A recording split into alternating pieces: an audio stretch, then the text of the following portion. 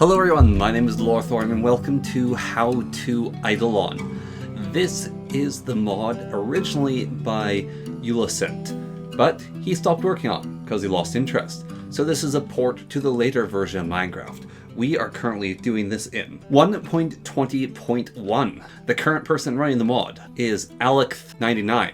This is for Forge and Java Edition Minecraft. Right, what is Eidolon? Well, a brief overview is that basically if you took Bewitchment and went, let's make it less witchy and more necromancy, and then rolled with it and changed a bunch of things, and that's basically what it is. It's one of the cooler, splinter offshoots from the idea of witchery, bewitchment, that sort of thing. If not directly trying to copy it, then definitely inspired, or at the very least, incredibly similar. So let's get to starting the mod out. As most mods start out with, we start with a book. And the book we start with is Ars Elici. I'm going to be saying things wrong, you're just going to have to bear with me. If the word isn't in English, or even is English, I can't read it. Anyways, this is your guide to the supernatural, and it is made very simply with book and rotten flesh. You put it together and you get a complete guidebook. The guidebook has natural phenomena, rituals, artifacts, theurgy, mystic signs, and spells inside it. Now your book will not have nearly as many spells as mine, and it will not have the mystic signs filled out. It should look a little something like this. Completely empty on our mystic signs, and only man the spells, but everything else is the same. To start off with, we're going to look at the monsters added in. This book has an overview of the monsters added in. We have a zombie brute, we have a wraith, we have a giant skeleton, and we have a necromancer. The giant zombie brute will just spawn in the world, and he is just a little harder hitting, a little bit more powerful than your normal zombie, and he also drops a little bit more than your normal zombie. If we look at the zombie heart, we see that we get it from the zombie brute, and he can also drop lead for us. The skeletal giant will not spawn as such in the overworld. It instead spawns defending certain areas, and is another big hard-hitting creature that drops some unique drops for us. The Wraith is another mob that will spawn out and about the world, and it's this floating ghost fellow. Very important to actually kill them, as they drop some rather important resources when they die. They are a source of these wonderful tattered cloths, which you probably want to collect at some point or another. Finally, the hostile mobs, we have the Necromancer. Now the Necromancer is a mob that will appear at the end of the raid as a different or additional boss to the Invoker. He, on the other hand, unlike the Invoker, has different summons and different ways of fighting, shooting bolts of magic at you and summoning zombies to fight you. The Necromancer drops a summoning staff as well as emeralds, which is a unique item to him, the summoning staff, not the emeralds, and we'll get more into it later. With the hostile mod overview, let's look at the friendly mob overview. We have ravens, which will now spawn in the world, and they will just cause general problems for you. They can be tamed with beetroot seeds. There we go. We now have a pet raven that will sit on our shoulder. The other passive mod that is added is the slug. I actually really like these slugs. They are great at conversations. They are adorable. They just sort of goosh around. And if you kill them, they are a source of slime balls, making it much easier to chain slime balls than the normal game, which frankly is rather ridiculous how difficult it is to find yourself a slime. There are new ores added in. These ores are found under the ores in natural phenomena. We have silver and we have lead. If you take lead ingots and iron ingots, they can be turned into pewter blend. Pewter blend can be put into a furnace. Once smelted, it will make a pewter ingot. Make a lot of these, as a lot of things use them. Well, that is smelting, you might as well upgrade your furnace into a blast furnace. Then you can take bones, you can put them into your blast furnace, take a little bit of coal, and turn that into enchanted ash. Enchanted ash by itself can be put on the ground like redstone to make lines. Now what these lines do is prevent undead from crossing them, while you can still walk across them normally. It also has some crafting uses in the future as well, so it is a dual use and very useful item to make. Pewter ingots can be taken, and when put into this pattern of this 1, 2, 3, 4 in a little ring, can be made into a pewter inlay. The pewter inlay can then be made into the magic workbench. Then taking your magic workbench and putting it down, you may notice it's like a workbench, but it has 4 extra spots in every single corner, and it has fancy droopy bits around it. This workbench is used to make magical items. The first magical item we're going to be making is the Athame. Athame. Is the Athame. The Athame's purpose is for hunting monsters to get extra special bits and bobs from them. If we go to Natural Phenomena and we look at Rare Flora, it actually prompts us, strangely, to make the Athame first. The Athame is a ritual knife that deals extra damage to ender mobs and has a higher chance of better drops. The knife can also be used to harvest special plants by holding right-clicked. Try using this on some classic plants in the jungle, swamps, and forests. You might be blessed with rare seeds. To grow these plants, you need a planter. Dev note, these are the jungle leaves, lily pads, ferns, and white flowers. So, how this works in principle is if we take Athame and we hold down right-click instead of left-click, it will do a sort of harvesting thing to the plants. And it has a chance to drop a rare plant. These rare plants are the Murmur root, the flowering Ona, and the spring of Avana. I'm not going to even try. After you have collected your plants, or not, you don't really need them yet, you can make a brazier. The brazier is made with pewter ingots, a block of coal, and 2 sticks. This brazier is used to perform magic rituals. The magical ritual part of the book starts under rituals and instructs you first to make a brazier. Now, when you make the brazier, you'll also want to have on you a flint and steel, as well as these stone hands. You cannot do a ritual or magic without stone hands, so the stone hands are made with stone and stone slabs. In this pattern here, also can be found in the book or JEI if you use that. And once you have a stone hand made, you might as well make 2 or even 3, and then you can perform magic rituals. Our first magic ritual is going to be the ritual of crystallization. This ritual is used to turn zombies, skeletons, and other undead into sources of power. And this is an excellent time for you to use your arcane ash. Put down your brazier anywhere you like, and then put at least 3 stone hands nearby, or in this case just 2 will be required. So put at least 2 nearby for your ritual. Then take some bone meal, put it into the brazier. Take some redstone, put it in one hand, take some more redstone and put it in the other hand. Then get some zombies attracted to you. Of course, you don't want them interrupting your ritual, so either trap them or just defend yourself with a ring around the altar. Now, of course, during the daytime, this ritual is a little bit more difficult to perform as everything will burn to death, so we have to wait till night. Now, the zombie's already on fire, so we're just going to summon a few more zombies and trap them out and about and around, and then we're going to perform the ritual. So, once we have all the base work laid out, we actually don't need any power, we just need the ingredients, and we need some fire. Once the fire is lit, the ritual will begin. And a symbol will appear overhead. That's how we know the ritual is working. It will suck up the ingredients, and then it will destroy the nearby undead and give us soul shards, magical power sources to be used in the rest of the mod. Now that we have a new item, let's not use it, but instead make something completely different. Now we are going to make the Necrotic Focus. This is made with 5 stone, 1 bone, 2 pewter, and 4 pewter, making the pewter inlay to create the Necrotic Focus. The Necrotic Focus is then taken and placed near your brazier, and this thing holds other things. It's like the hands, but it has 2 hands as a little skeleton, and it's for holding special things.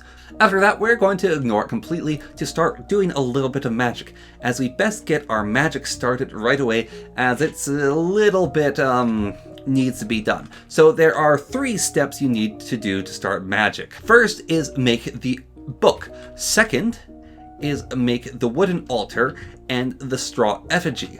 They are both really easy to make, just requiring oak planks and oak slabs, or any wood you like. Slap down 6 of them, it looks nice, and then put a straw effigy on top of them. Now this by itself isn't enough to start magic. There is one more step you need to do to start magic, and that is to find either a witch or a cleric. Now the cleric is pretty straightforward. You just get the brewing stand down, you have a villager nearby, he becomes a cleric, and then you take your book and you throw it at him. He will collect your book, and after a period of time he'll return it with new knowledge inside. There we go. And now he has given us the ways to the sacred path. If we go into our book and we look at our mystic signs, we now have the sacred sign and we can start doing the chant of sacred. Now, this in and of itself does nothing, but if we do it 3 times in front of an effigy on an altar table,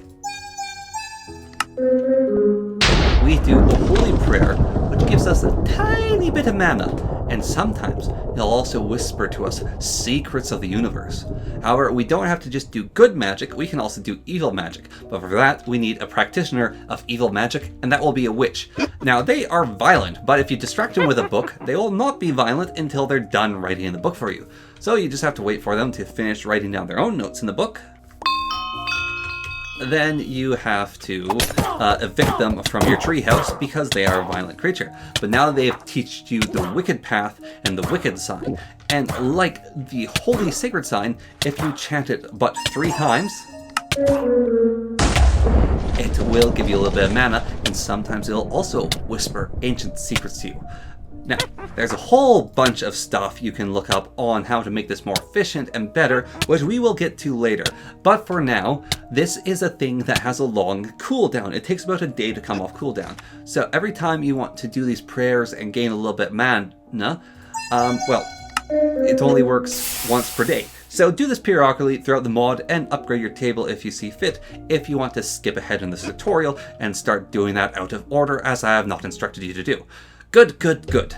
Now that we have left behind chanting to ancient powers to get secret knowledge and mana, let's get back to other stuff like necromancy, which is far more intriguing and fun. Next we have a ritual which I don't even remember what it does, but it requires 2 rotten flesh, 1 of these soul shards, a piece of coal in the center, but 1 of these rotten flesh actually goes into the hands of Necro Focus. And what this does, as I've just remembered because I am so brilliant, is it will summon undead for us. So if we're running short on undead that we want to turn to soul shards, we can spend 1 soul shard to perform this ritual, and it should perform a zombie summoning for us. A little symbol appears, things get sucked up into the symbol, and then boom, bada bing, we should get a zombie popping out into existence for us.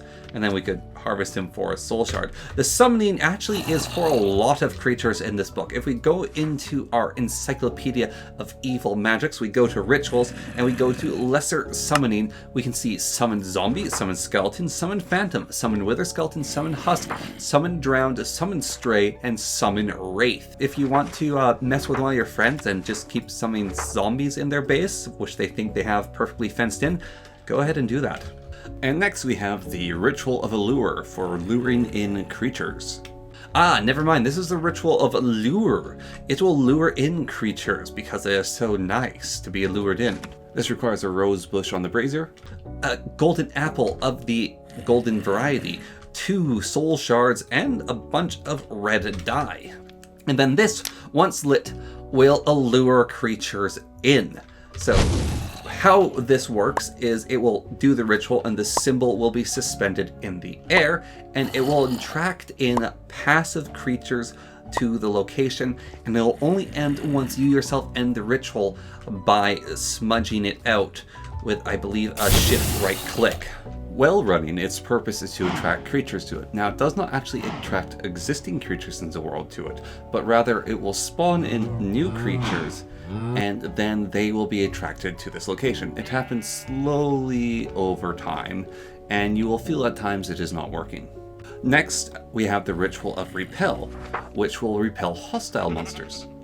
This ritual requires a nautilus shell in the center, then an iron ingot, 2 soul shards, 1 nether quartz, and finally a piece of leather to activate. Once running, hostile mobs will run away from it. When they're initially spawned in, they will stick around, but then the AI will kick in and they'll be repelled by it. Even when there's tasty man meat nearby, they will still run away. And so you can kind of have some fun with them. Just, oh, you're coming after me, and then you walk away, and then they start running away. Next we have the Ritual of Descent, which is basically how you get on the good side of villagers. Let's say we have a friendly local cleric, and he will trade with us for some good prices.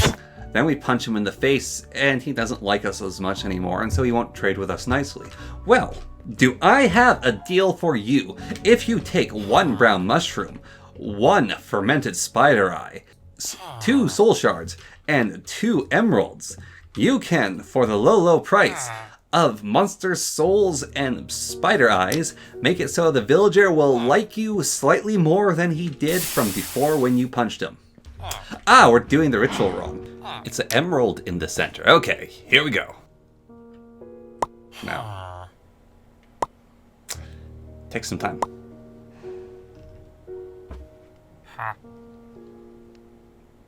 A lot of time. The deals aren't getting any better. Supposed to like me more now. Well, he'll get over it eventually. It makes them more quickly forget their transgressions. Well, you know what they say, forgive and forget. Please. You're making my showcase rather lame. Rather lame, not lather lame.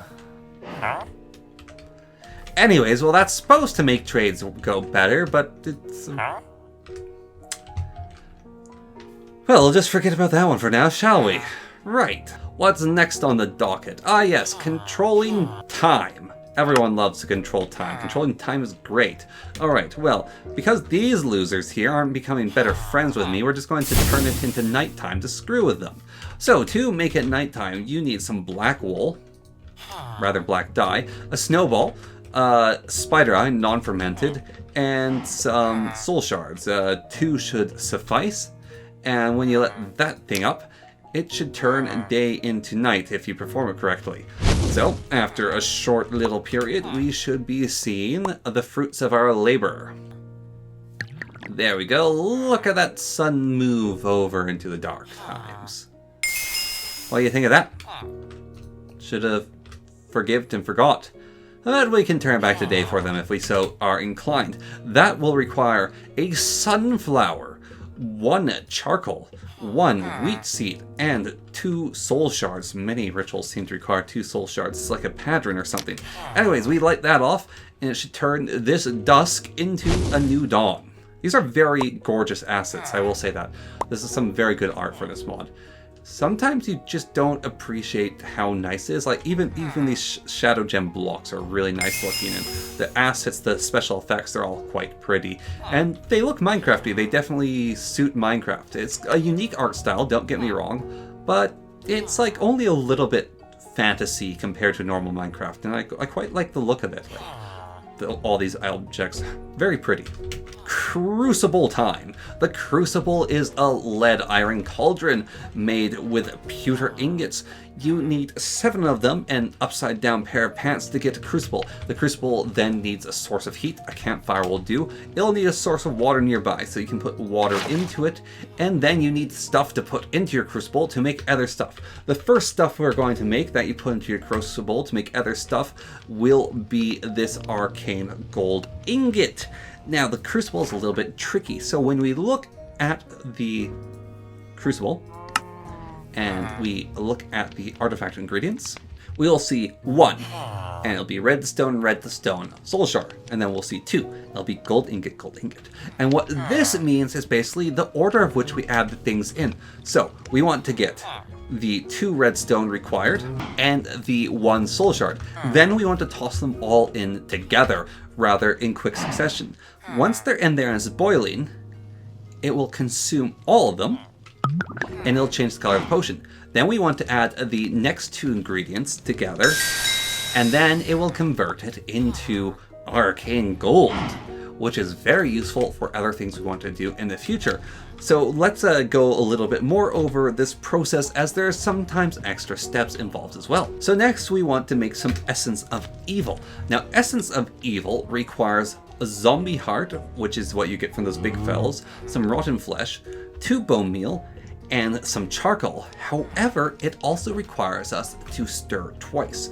If we go into the book, we go into artifacts, we look at regents, and we go over to Essence of Death, we see zombie heart, rotten flesh, then 2, bone meal, stir. Then 3 is charcoal. So what we have to do here is a little bit tricky. It took me a long time to figure it out at first, but basically what it is we throw in our first 2 items. We let it boil and change color. Then we throw in our next items and we stir it twice. Then once it's changed color, we throw in our final ingredient, and that will produce our Essence of Evil. Now, what I made the mistake of doing the first time, and this is a mistake to look out for, is when you're trying to make these things, you throw in your first 2 ingredients while it's boiling, and it changes its color. Then you throw in the next 2 ingredients, have it change its color. Then you stir twice, have it change color. Then you add the final ingredient, and this unfortunately actually makes a worthless potion. Potions will eventually boil away and become nothing, so you don't have to worry about cleaning the pot itself or the crucible. Right, so now we have Essence of Death. Let's make an item out of our arcane gold. We can make ourselves the basic amulet. The basic amulet is taken and put into a bauble slot. It doesn't appear anywhere on your character model, but now it gives you +1 armor toughness, which isn't actually that bad. It only requires 3 string and 1 arcane gold to make. After that, we're going to do a rather complicated potion inside the Crucible. This one requires 1 coal, then a gas tier and Essence of Death, then 2 soul gems, an Essence of Death, and a diamond, and a whole bunch of stirring as well at the same time. Shall we begin? Wait for the crucible to boil, throw in the coal. Changes color, throw in the gas tier and the Essence of Death, stir once. Changes color, throw in the 2 soul shards, the Essence of Death, and stir once. Then finally, throw in the diamond. And this will produce a shadow gem. You know what? That villager is still pissed at me, and I'm really pissed off with him. So, what we're going to do is we're going to turn him into a zombie to teach him a lesson.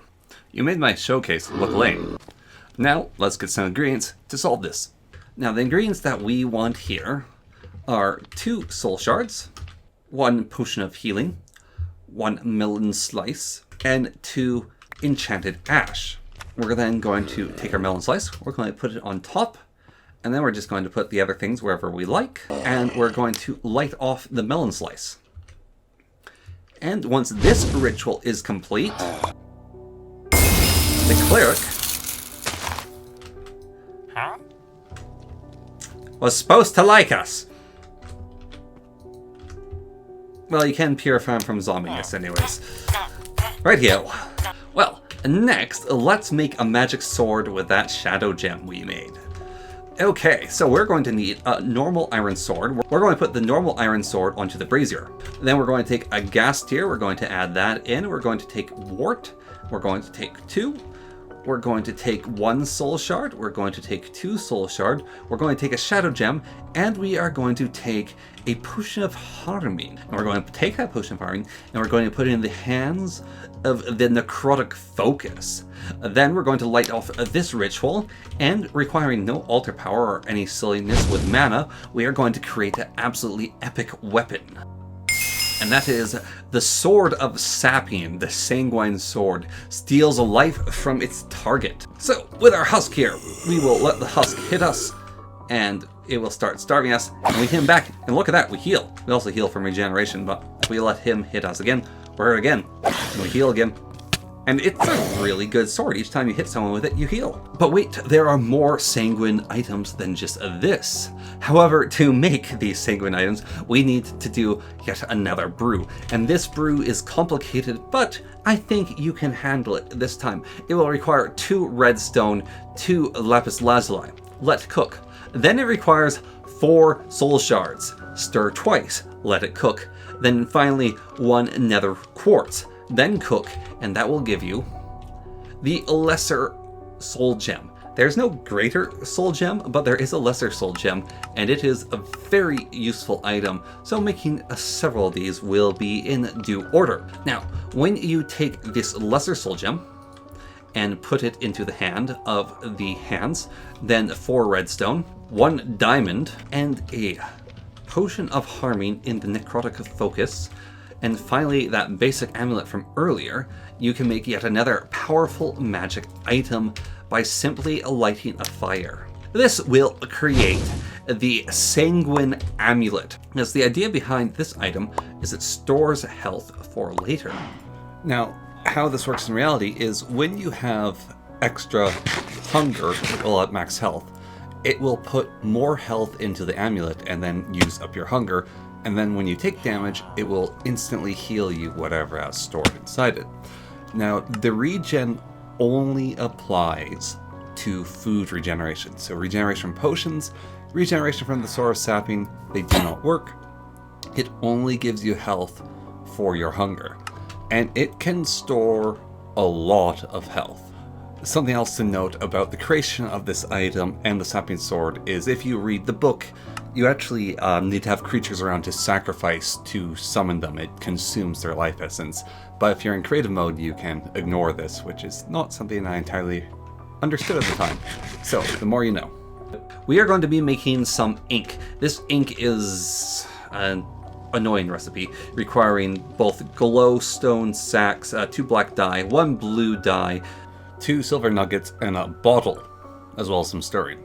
Once you have all this done and you've followed through the instructions, it'll give you a magic ink bottle.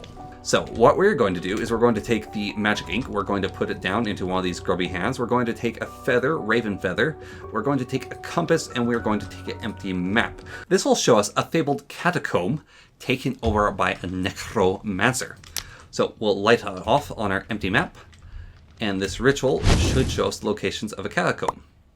Catacomb is the dungeon added by Eidolon, and it basically makes a new treasure map for us.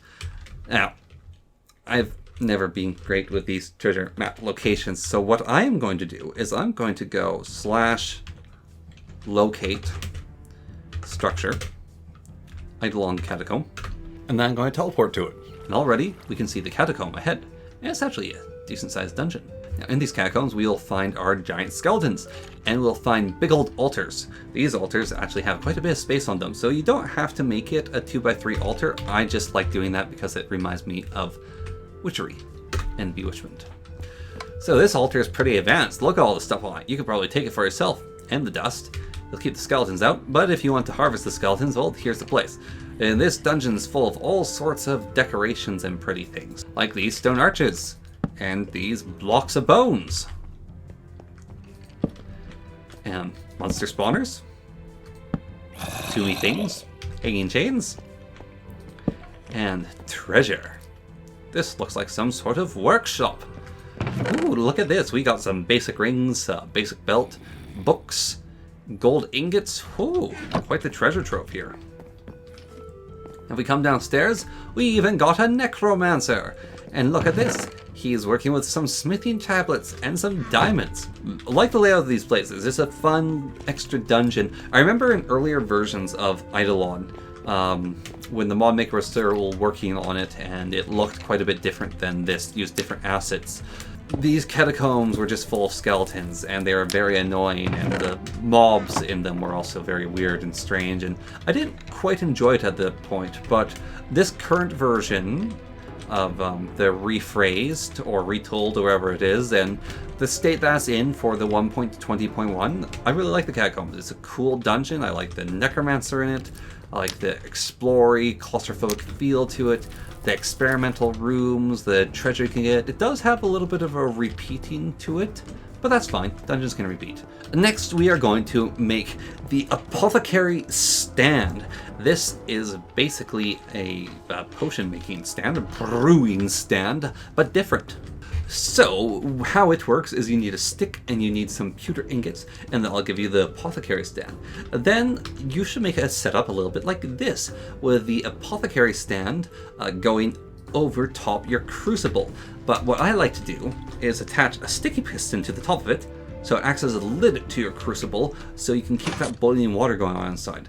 This item is basically a brewing stand that doesn't require blaze powder to run. It only needs to be sitting on top of a Crucible to activate. But it can be inconvenient if it's in your way, so it can be kind of, I feel like, thematic, basically to have this mechanized lid So when it comes to doing the potions, we just put our water in there, we put the wort in there, and it'll start making an awkward potion while bubbling. If we interrupt it by moving it off, then it will stop making the potion, and if we put it back down, it'll continue making the potion. Now the Apothecary stand is limited in that it cannot enhance the strength or the length of a brew made in it, but it does let you circumnavigate going to the nether to do your potion brewing, which is cool.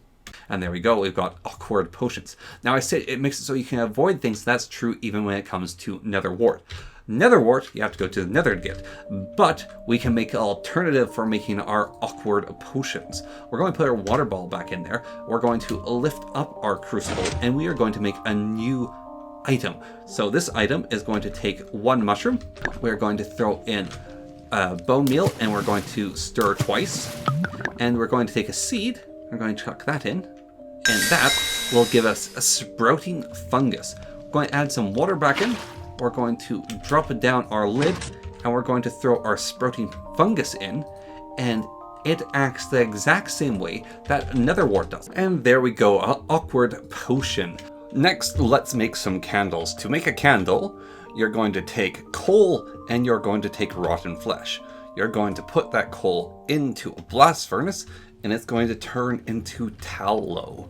Lovely, lovely tallow. Not edible, but useful. The tallow is then combined with string, and that will make a candle. Then you can combine the candle with 2 arcane gold nuggets, and you can create a candlestick, which is like a candle on a stick. And that can be put onto your altar to give you more power when you pray. Multiple candles does not help, but can look fancy. Now there is a lot of alchemy to be done, so let's go look at that. Under artifacts, we can go into the basics of alchemy, and alchemy basically turns one item into another. So there's flesh purification, which would turn rotten flesh into leather using enchant ash and water and rotten flesh. There is decomposition, if you want to turn food into rotten flesh, and then you can turn that rotten flesh into leather, so you can convert chickens into leather if you are so inclined. Gunpowder synthesis using sulfur, bone meal, and charcoal. Creating a golden apple requiring slightly less gold, but slightly more work and some enchanted ash, so that would require killing of skeletons. Or mining of giant bone blocks anyways. Then the same thing with golden carrots and glistening melons. So while more efficient, it would take you a lot more time, as you would specifically have to focus on these things. Now it'd be interesting to see, as I know a lot of the time mixes and crafting and such silliness can be integrated into Create. So I'm curious if Eidolon Rephrased can combine with Create to make some absolutely OP golden apple producing machines. There's another bit of alchemy, which is the warp sprout, which is basically just make warped sprout, and you can use this for various different things. One of the big things about it is it has a cool effect called anchoring. If you eat it, it gives you this effect called anchored, and that stops you from being teleported. This does not apply to commands though, unfortunately. Now you already know how to make the pewter inlay, but you can also make a gold inlay using the arcane gold in the same inlay pattern, and thus get the gold inlay. Also, you can sort of make a leather inlay, but instead of making an inlay, it makes a basic belt. The basic belt gives you +1 toughness and goes around your waist, so that's another toughness. You can also, as we saw earlier in the Catacomb, make basic rings. This requires 3 arcane gold and a soul shard, and this will make a basic ring. And of these, you can wear up to 2 with the basic baubles, so you can give yourself a total of 3 additional armor toughness if you have all the basic gear equipped, like the basic amulet. Now, another use for the basic amulet is if you use some obsidian, soul shards top and bottom, pewter inlays, pewter, and the thing on top inside this magical crafting table, you can make a different kind of necklace to wear, which is the void amulet. This is a interesting use case item. It makes you immune to a singular projectile, and then it goes on a cooldown. So we should dodge the first shot of the skeleton, and then the amulet will be on cooldown for a bit. And oh, there, it protected us again.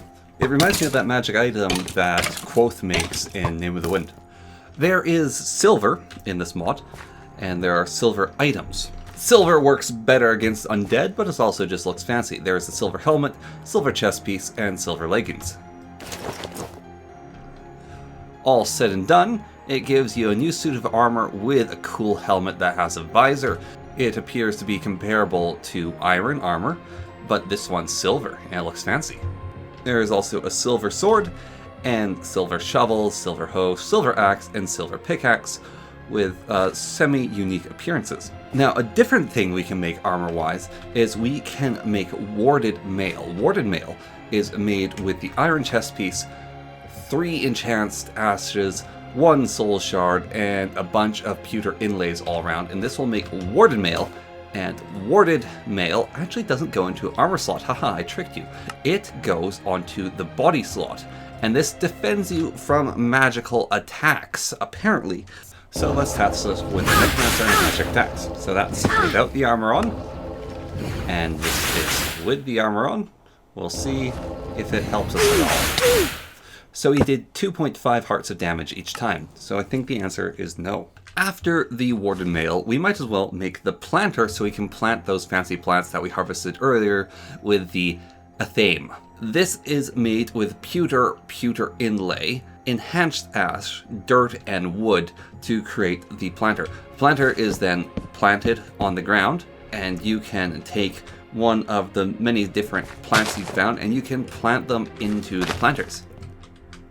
Once the plant is fully grown, like these are, you then take your Athame again and just hold down right click on it, and it will slowly harvest the plant until it is usable to you. Onto some magic weaponry you can make with the magical crafting table. If you combine stick, shadow gem, 2 arcane gold ingots, 1 inlay, and 4 blaze powder, you can craft the Soulfire Wand. The Soulfire Wand doesn't require any mana from your book, but instead uses up its own durability whenever you fire it, and thus using up some of its charge. It will fire a repeated projectile that deals fire damage but does not burn its targets. If we use the target dummy, we can see it deals about 7 damage per hit, and the damage is purple, meaning that it is magic damage.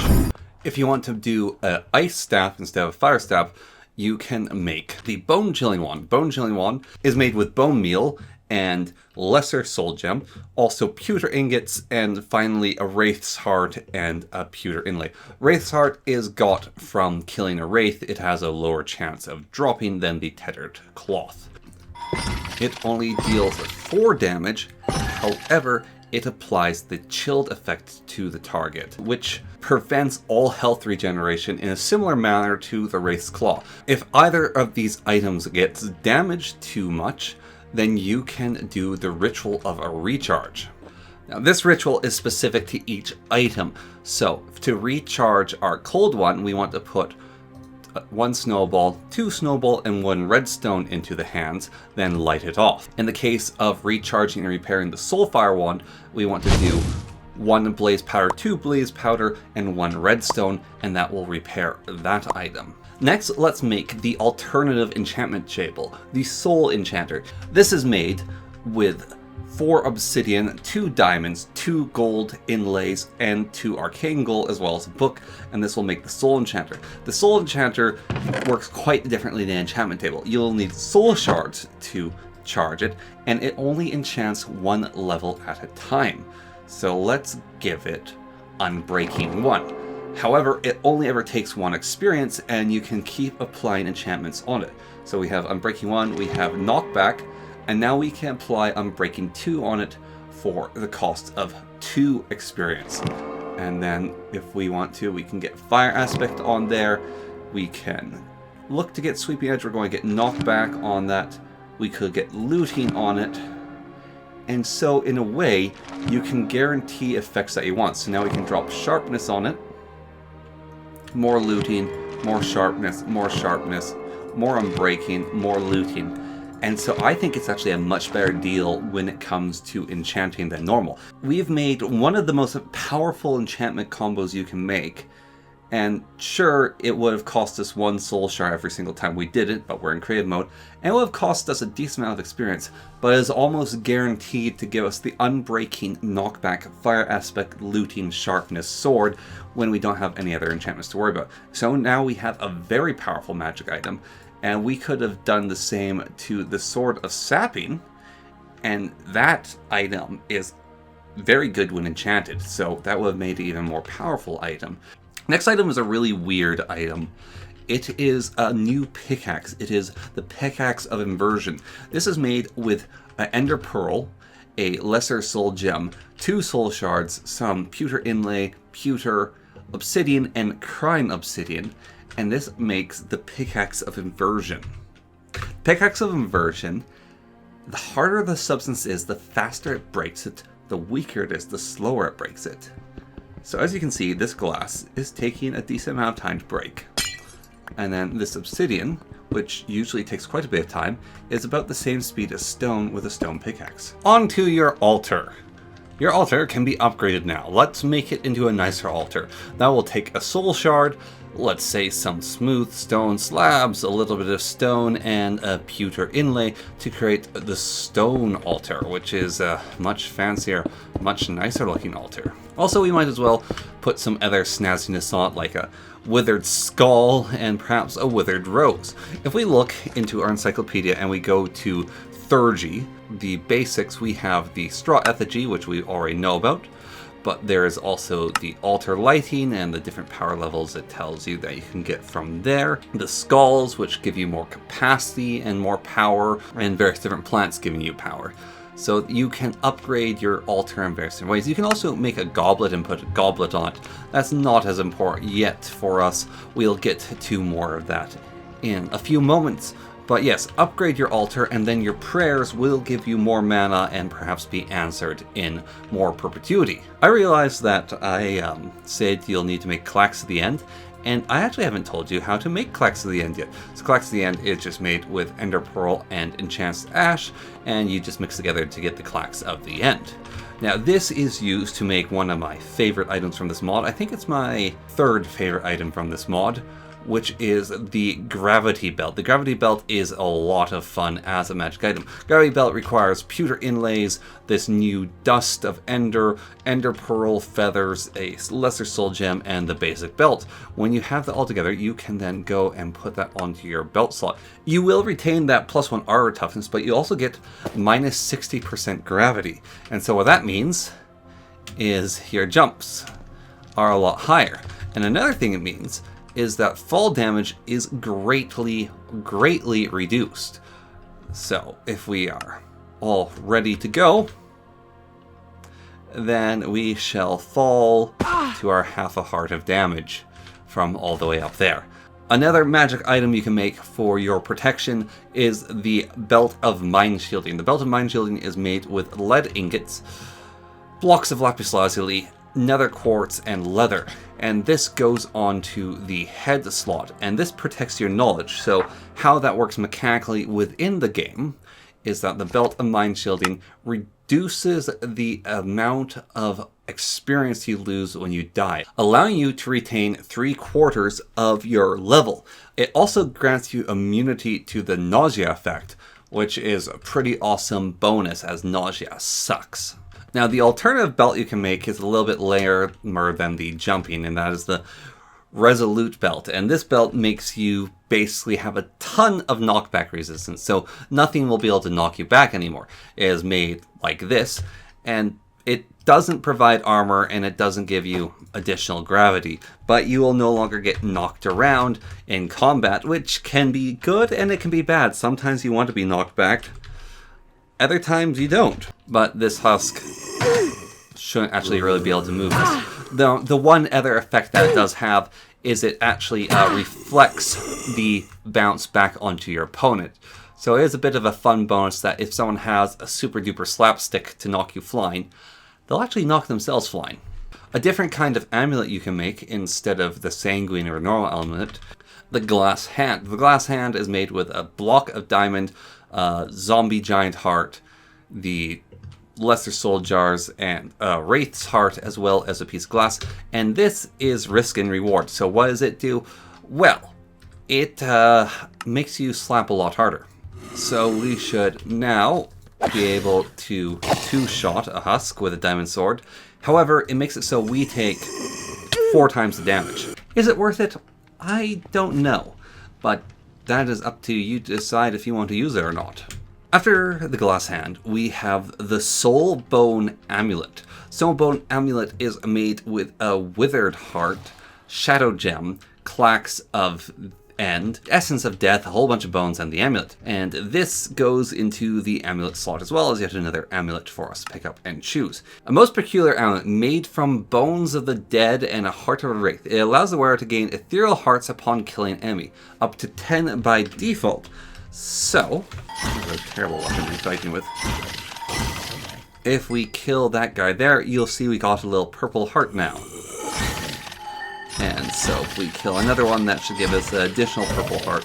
But if you take this amulet off, you actually get to keep your purple hearts. So you can sort of switch them back and forth as it suits you. So you can fully charge up on purple hearts. And then you can use your Sanguine amulet to get the extra heals after you lose all those hearts. Now, once you defeat a necromancer, you can get a summon staff. The summon staff is actually useless by itself though.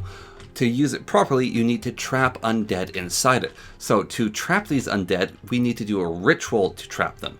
And how this whole process works is you take your summoning staff and you put it into the hands of the altar. And then you put Essence of Death onto the brazier, 2 soul shards onto 2 of the hands, bone onto another hand, and finally 2 tattered cloth.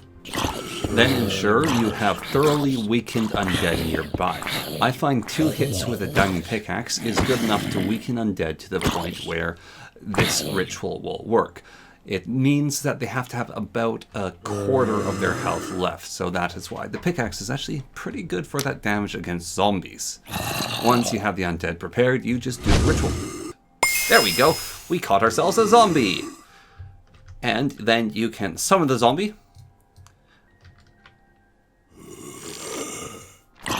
And you can hit him with the staff to put him back into the wand.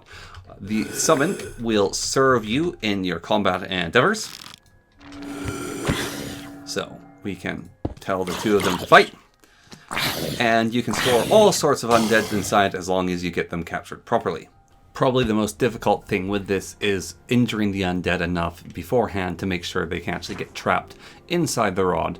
For further information, consult the book. By shift-clicking on the staff, you can cycle it through the available summons.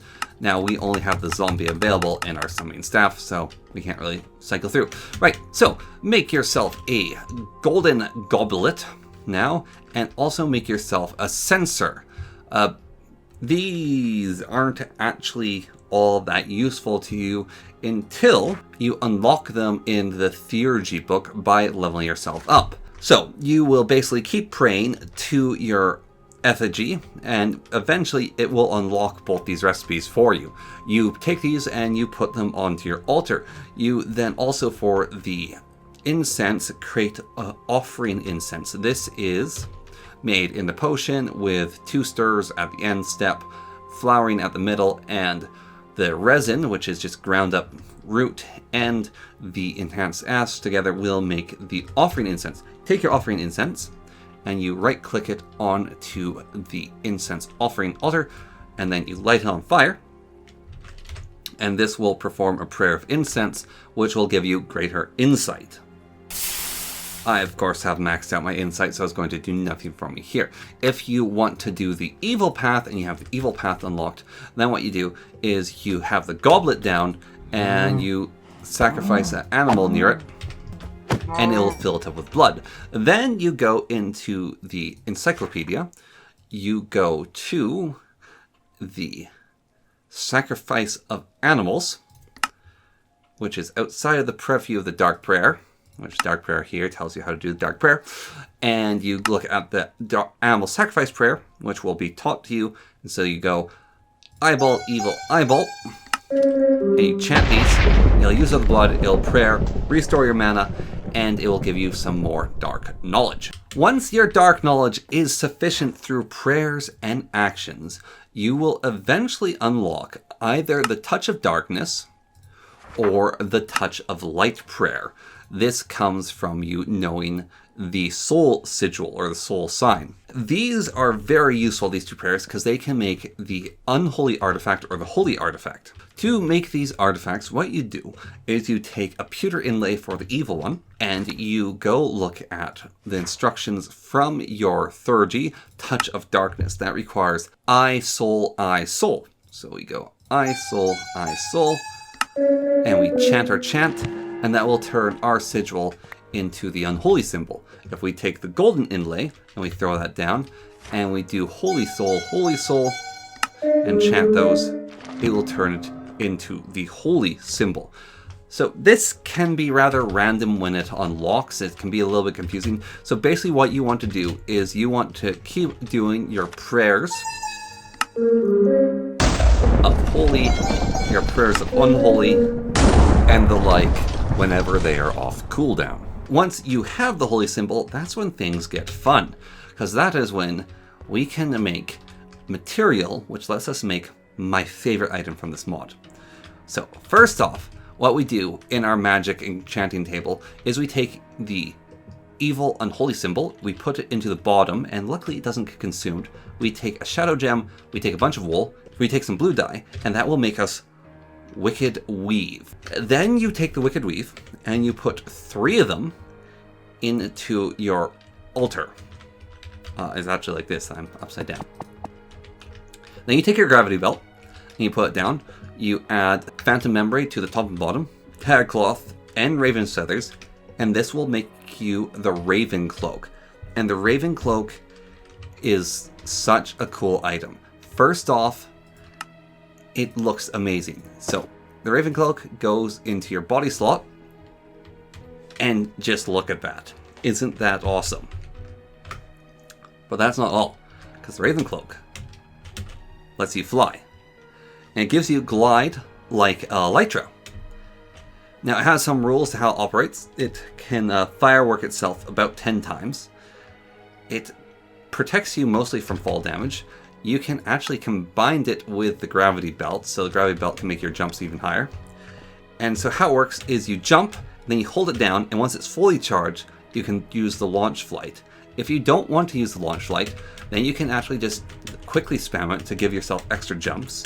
Once you're out of jumps, it will nullify all fall damage. If you want to slow your fall even more, you can hold down shift, and that will really slow how fast you fall. You can't really enter flight with it anymore once you're out of charges though. So if you want to enter that Elytra speed, you have to hold down space. It's not quite like Elytra, it behaves semi-similarly, but not entirely similarly. It is just such an awesome looking magic item. It looks really cool and it's really fun to fly around with. Alright, on to magical research and casting spells. But we don't really know how casting spells, because you're going to be looking at us like, wait, why don't I have the fire sigil that he has? And why don't I have the winter sigil that she has? Well, this is because you haven't researched yet, so let's go into research. So here we are at a different world, which, if we look in my book, is empty. We don't know how to do anything. So, to begin with, we have to do a little bit of potion work. So, water into the crucible. Then we put 1 leather into it. Let it change color once. Stir once. Let change color. Stir twice. Let change color. Then 3 paper and 1 enchanted ash in. And that will pop out parchment. Next, we want to take this parchment and we want to combine it with the magic egg we made earlier and 2 feathers. And this will make the note-taking tool. Then we want to do some more potion brewing. This is to make the magician's wax. So the recipe here is the Claxus of the End, 4 redstone, 2 dye, tallow, and 2 stirs, and that will give us the 4 magical wax. Then I want to take this wax and combine it with a string, and that will give you a magic candle. And then you can actually add some arcane gold to make the magic candlestick, which is the most powerful candlestick. You can also take 4 of this wax and blob it together and get an arcane seal. take one of the magic candles, not the magic candlestick, combine it with 3 red wool carpets and oak planks, or any planks if you like along the bottoms, and that will give you a research table. Put your research table down, and then everything becomes really, really janky, as this is not a completely finished part of the mod. So, how it works is you have your research, your note-taking notes, you find a blaze out in the world, and you right-click on him with the research notes, and this will give you a research department. You then take that, hold down shift right-click, and put it into the research table. Then it'll tell you these are what we need to the new next thing. So for me, what I like doing is says, okay, we need parchment, so I hold down shift, and I click, and then it will fulfill that order. Of course, this thing's in the way here, so what you can do to nullify it is just throw in a bunch of zeros, and then it won't be able to do anything, and then we can press the check mark on it, and then it will slowly research this thing, this piece of paper, and it'll give us 1 star. Once that's done, it'll tell us what it needs next in the recipe. It says, okay, I need more parchment paper, so we need to feed it more parchment paper. So we will feed it more parchment paper, and you basically do this process over and over again until all the stars are fulfilled. That's still not good enough. Now we need to take our wax seal, hold down shift, and then left click on it, and that will just throw it up here, and we have the stamp. We press the stamp, that will give us the complete research markifier. We can now take that out, we can right click on it, eat it, and now we know the fire rune, and we can do the chant of light, and we can do the chant of flames if we happen to have enough mana to do that. Now, if you want to get the chant of winter, then you do the same process, but you do it to a wraith. So you put a wraith into the world, you get the research notes on the wraith, and Bob's your uncle. Now, in the book, you can basically go and cast one of these spells if you happen to have one of them ready. So if we look at this here, let's say we want to do the chant of light, that is holy fire, holy fire. So we have enough mana, so we go holy fire, holy fire. We aim at a target, and it'll create a holy magic light there. If we want to do the chant of fire, it can light the entity on fire for us. It can't light the ground on fire, however. So, it's rather a limited chant in its usefulness. We'll look at the rest of the magic at the end. As for now, let's make ourselves look more like a witch, a wizard, or a warlock, and that is with funky clothing. So, in the magical crafting table, take your soul shards and the wicked weave you have left over, and do this pattern, and you can get the warlock's hat. The warlock's hat gives you 3 armor and 50% magic power, and it is swanky on your head.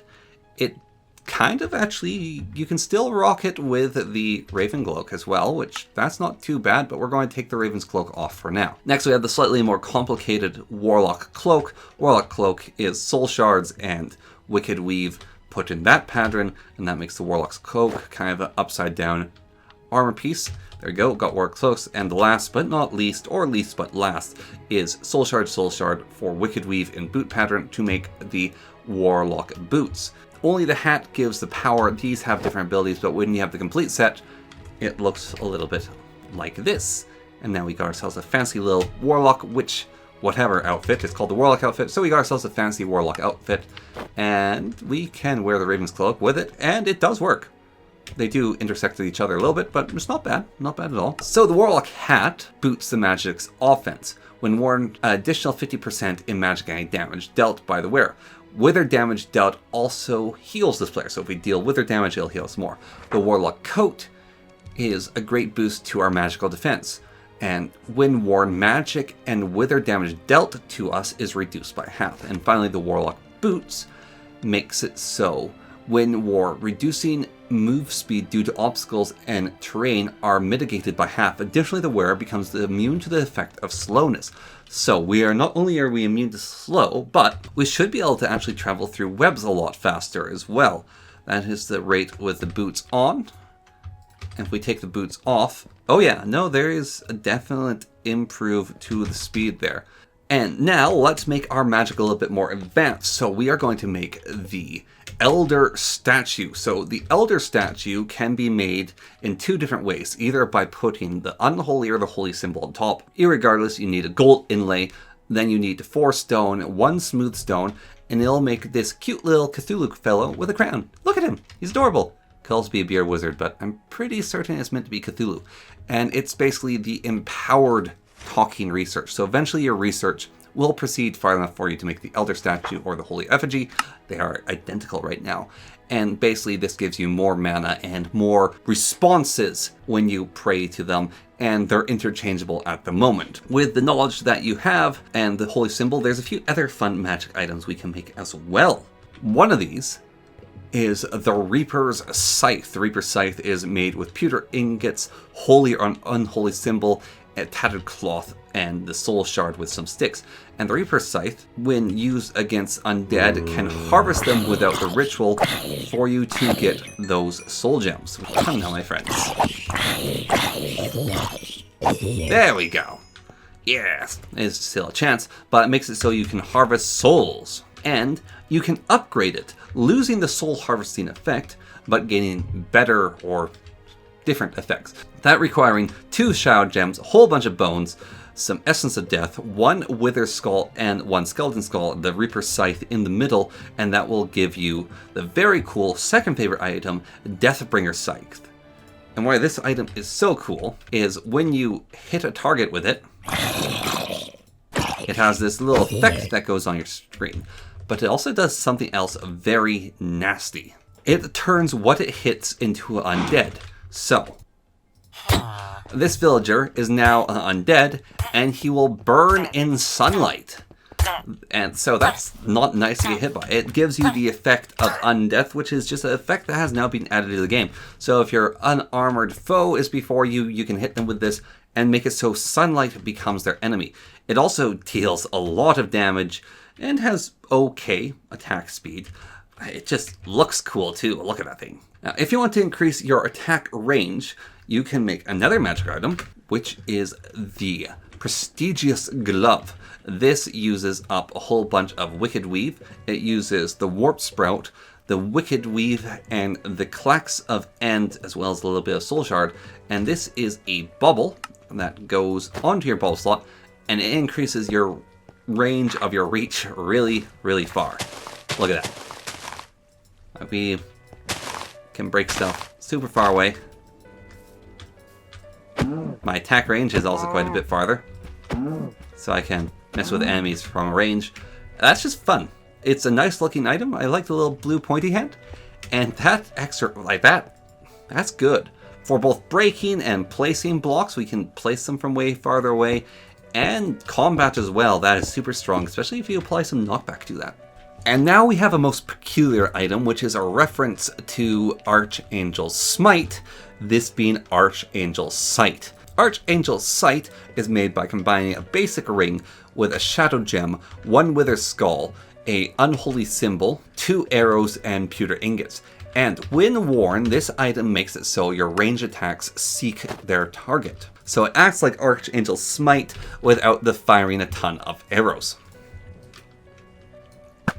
So our arrow is now a seeking arrow. As you can see, it will, even if we're missing, it will still go towards the target at bend. So what's fun is we can shoot it up in the air, and then it will try to redirect as it comes down. And this effect works with all ranged attacks, from the magic staff to even other mods. I always love it when mods work together. It is the best thing. Now we have some unique items which are kind of hidden away in the book. If we go into our book and we're looking at the artifacts, and we go, I believe, to the Eternal Heart, if we keep clicking on it, it actually gives us the vestiges of the Bone Paladin. Now these require the imbued bones to make, but we can make 3 magical powerful items which, well, they replicate their silver armors of paladins. Wearing this gives you regen into ethereal hearts and makes you immune to poison and withering. So this is sort of like an Abracin sort of anti-paladin item that you can get. Now they're really expensive, but they're pretty cool. So it requires holy symbols to make these, only holy symbols. Evil one doesn't work. And it requires these imbued bones. The imbued bone is gotten by the giant skeleton, so you'll have to go hunting for some. Then it also requires tattered cloth and silver to make, and you can get the bone skeleton helmet, which gives you plus 10 prestigious ethereal hearts and pretty good armor. You need a Wraith Heart and Lesser Soul Gem, as well as all these things, to get the Bone Paladin chest piece, and then finally the Bone Paladin Greaves. Can go into your legs, leaving boots free for whatever booties you want to wear. Man, this thing looks cool. It gives you a cape that's got one of those flares at the back. It wraps around the front. Sort of looks like a mask, but yeah, whatever. It gives you a cool looking helmet. It gives you some pants. It gives you these ribbed greaves. And it has a lot of effects on you. And that is a lot of prestigious ethereal hearts. That is a huge amount of extra health. Especially if we are wearing this amulet where you basically have all of the extra health. And then we could switch out for the other amulet and just be laughing it up with never dying. Now into the items that I don't know how to get. So we've got some soul candy, which is reaping raspberry flavored. We got other soul candy, which is grim grape. We have a music disc I assume you can find. It has some fun music, but I'm always leery in playing modern music because it might be copyright music. So you can listen to Kitsune Squared on your own time. We've got the Mirror Tresmere, which gives Whirling Affinity. No crafted recipe. And I also don't know what it does. It doesn't say anywhere in the books, but it looks really cool. So if you know what it does, let me know. We've got a top hat, which is indubitably, and it looks very dapper on us. And there is the Sundrain Seed, the Illwood Sapling, the Illwood Leaves, and the Illwood Wood, which is a different kind of tree that I don't quite know how you get. And we've got the Scriptorium, which is a working project, which does nothing right now. Then we got some decorative blocks. Most of these blocks can be found in the Catacombs, like the Piles of Bones, the Smooth Stone Altar, the Obelisk, the Plinth, Polished Wooden Pillars, Smooth Stone Bricks, Ancient Bricks, Ancient Eye, Mossy, and Ancient Pillar. And now, finally, let's do some more magic. So, once you've concluded a whole bunch more research, it will teach you some new things. You will learn how to sacrifice villagers. What you do is you take a villager, and you have an empty goblet nearby, and you murder him, and you get villager blood instead of animal blood. Then you perform a new ritual of sacrifice villager, which is Evil Eye, Evil Soul. So, Evil Eye, Evil Soul. And that will perform a new ritual, give you mana, and give you a prayer with more knowledge. And so that will unlock more mana and more research from your elder statue in the evil branch. To do the holy research, you just continually do the prayers of the censor, and eventually you will unlock the spell Lay on Hands, which lets you perform this chant on living beings that are hurt or affected by essence pain. You can also use it to heal lesser effects, and so you can heal things with it. Now, what's really interesting about this mod is if you go into advancements and you go to your guide to the supernatural, it actually has a tutorial of all the steps to go through. So it says, craft your supernatural guide, get some alloy, make the effigy for prayer, and it will actually sort of walk you through what to do. So it says, blood of the dark ones, make a pewter symbol into an unholy symbol, sacrifice a villager, zombify a villager, cure a villager, learn a chant of flame, learn the chant of winter, reap some souls, finest dagger crafted. So it walks you through the basics that you need to know if you look at the advancements, which is always helpful. I love it when they add advancements in that are partially a tutorial, partially of letting you know you've achieved something. Now that we've gone and we've sacrificed a villager, we can actually zombify them with a chant, and we can also de-zombify them with magic, now that we've learned the final steps. So zombification is actually a really, really complex chant. So it is Death, Evil Eye, Death, Soul, Evil. Death, Evil Eye, Death, Soul, Evil. And this should be the chant of zombification. Appears to be needed to be done near our effigy. Yes, it needs to be performed before elder statue on a stone altar. The Dark Lord will please to see another join his ranks. So let's try that again. It's always good to learn things. So that was Death, Evil Eye, Death, Soul, Evil. Boom! We now have a zombie villager.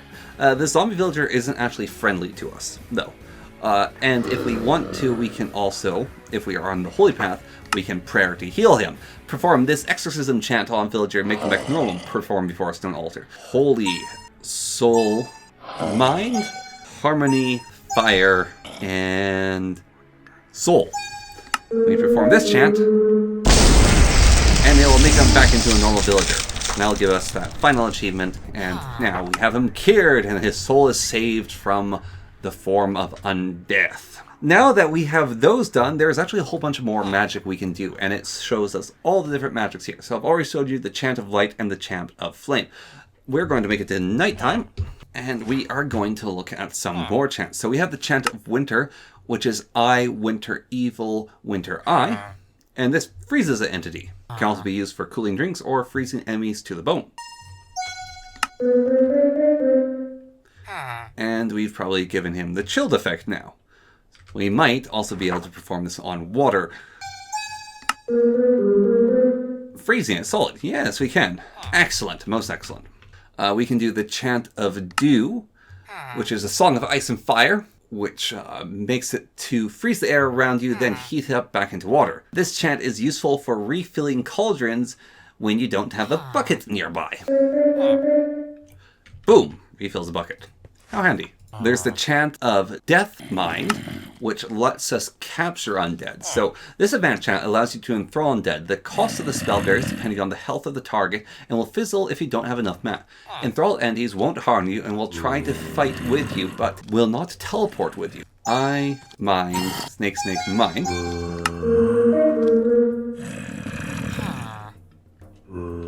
And this zombie is now my friend.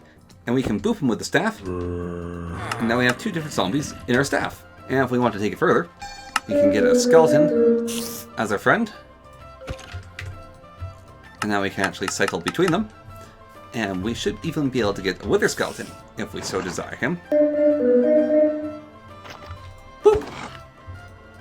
And now we have an army of friends contained inside our summoning staff to serve us in combat if we so need. We can also do the chant of Holy Flame, which is fire, magic, holy, death, magic, holy. And this will deal some damage to undead and give them a debuff. It's actually not all that impressive. It'll probably be better if you're wearing some of the Warlock gear to increase your magic damage, but as it stands, it's just rather lame. And then our final two spells are the chant of Sundering. This reduces the enemy's armor, so that will be fire, magic, eye, magic, fire. And that zombie has less armor now, so he should take more damage. And then the final one is the chant of Reinforcement. That is our final spell, which is Holy Protect, Holy Protect, Holy. And that gives the target magical warding, which is a negative effect, which makes it so they take 25% less damage or increases their armor points by 25%. And that is Eidolon, which is a really, really cool mod. The Raven's Cloak is such a good item. I was messing around with the mod. I was like, oh, maybe I'll review this, maybe I won't. And then I saw the Raven Cloak, and I was like, I have to review this mod. This is such a good item. I am in absolute love with it. And there's a lot of other cool features in it. It's a low-powered mod. There's definitely some high-powered things you can do with it, but overall it's a low-powered mod compared to some other magic mods I've come across.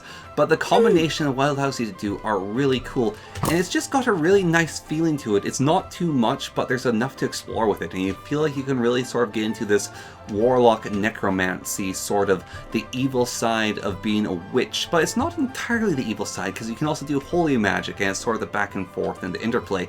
And it reminds me of the Aberson series, which is a part of the Old Kingdom novels. It's really good. It's by Garth Nix. You should check it out. They're excellent series of books. It's all about necromancers fighting necromancers. So it's good necromancers fighting evil necromancers. So it's really cool, and this mod really reminds me of that. Also harks back to Witchery, and it's kind of like an alternative to Bewitchment. It's taking it in a different direction, more going down the Warlocky necromancy path, so to say. I'm only calling it the Warlocky path because you can get the Warlock robes, and kind of feels like you're violating the laws of magic by doing necromancy, thus being a circle breaker. So yeah, it is lots of fun. I'd highly recommend this mod. It's gorgeous. It's a shame that the original maker lost interest in Minecraft, but this version that we are playing with, which is the Eidolon Repraised, is still pretty good, and it'll have a few updates until he's out of assets to work with in the updating. And yeah, it's a lot of fun. There's the older versions you can check out as well, and there's the alternative version, which I believe takes it in a slightly different direction. But that being said, I very much hope you enjoyed this video, and yeah, thank you all so kindly much for watching, and Thank you to my patron, Blushfeathers. You're always awesome. I will plug my Patreon now as well. You can go look at that. I don't know what the incentive would be to look at, but you can if you want to. Thank you very much for watching. I hope this was helpful or entertaining to you.